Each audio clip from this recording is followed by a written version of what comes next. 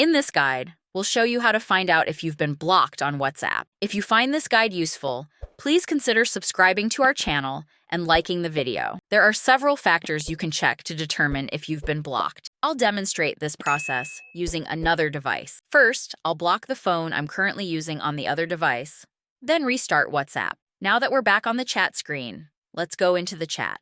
The first thing you'll notice is that you can no longer see the person's online status or last active time. However, this could also mean that the person has turned off that setting, so it's not a definitive sign of being blocked. Next, try sending a message.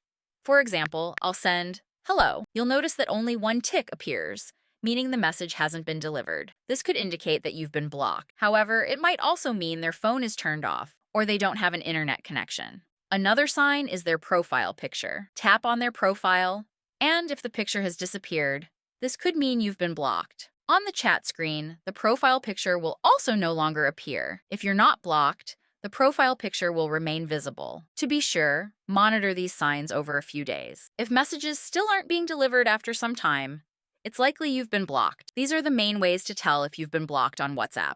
Review the factors we've covered, and you should be able to conclude with confidence.